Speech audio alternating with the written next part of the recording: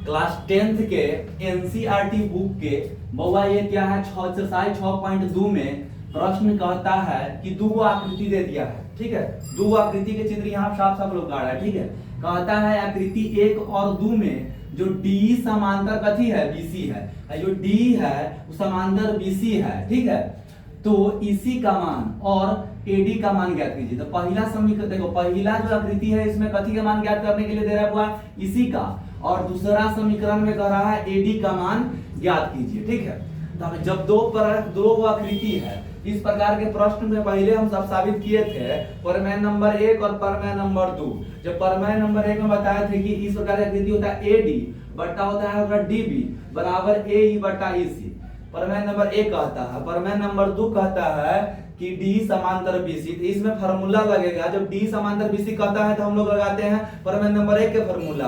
अगर प्रमेय नंबर 1 दे के कहता है डी समांतर बीसी ज्ञात करने के लिए तो हम लगाते हैं प्रमेय नंबर 2 का फार्मूला। तो इसमें लगेगा होगा प्रमेय नंबर 1 का फार्मूला। तो प्रमेय नंबर 1 क्या कहता है, इसमें हल करेंगे तो पहले जो दिया है वो लिख देंगे। क्या क्या दिया है बउआ, तो ये आकृति में दिया है एडी का मान, जो एडी का मान कितना दिया है 1.5 दिया है। क्या दिया है बउआ 1.5। दूसरा दिया है वो डीबी का मान दिया है 3, और उसके बाद दिया है एई का मान दिया है 1 सेंटीमीटर। 1 सेंटीमीटर दिया है बउआ। आप कथी कहता है ईसी का मान ज्ञात करें। ठीक है, इस प्रकार से जो मान दिया था हम वो मान लिख लिए कि नहीं। अब मान लिखने के बाद हम लगाएंगे प्रमेय नंबर 1 से। क्या लगाएंगे बउआ, लिखेंगे प्रमेय नंबर 1 से। तो प्रमेय नंबर 1 कथी कहता है बउआ, यानी कि थेल्स प्रमेय, सॉरी यहाँ एक नहीं लिखेंगे थेल्स प्रमेय से। क्या लिखेंगे बउआ, थेल्स प्रमेय से। थेल्स प्रमेय क्या कहता है अपना कि एडी बटा डीबी, लिखेंगे एडी बटा डीबी बराबर क्या होता है एई। क्या होता है हुआ एई बटा ईसी। ठीक है, इस प्रकार से प्रश्न आ गया। अब क्या है, एडी का मान इसमें दिया हुआ है। एडी का मान कितना दिया हुआ 1.5 दिया हुआ। कितना दिया है 1.5। डीबी का मान कितना दिया हुआ है 3।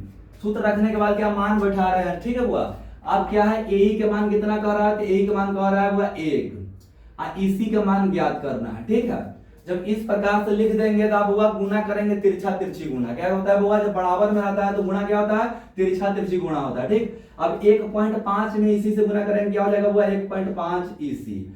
अब 3 में 1 से गुना कराएंगे तो कितना हो जाएगा बुआ 3, बीच में बराबर के निशान है तो बराबर दे दिया। अब इसी बराबर देखो ये 1.5 कथी में है, गुणांक में। कथी है बउआ, गुणांक में। यहाँ लिखेंगे इसी बराबर, गुणांक में रहता है पक्षांतर करते हैं तो गुना से क्या होता है वो भागा में चल जाता है। अब यहाँ लिखेंगे 3/1.5। दशमलव को हटाना है तो ऊपर जाएगा 10, कथी जाएगा बउआ 10। अब काटेंगे बउआ 5 के 12 से 5 दूना 10, 5 दिया 15, 3 से 3 कट जाएगा। इसी बराबर कितना आ गया बउआ, तो इसी बराबर आ गया 2। कितना आ गया 2। तो यही ना ज्ञात करना था कि इसी का मान कितना होगा।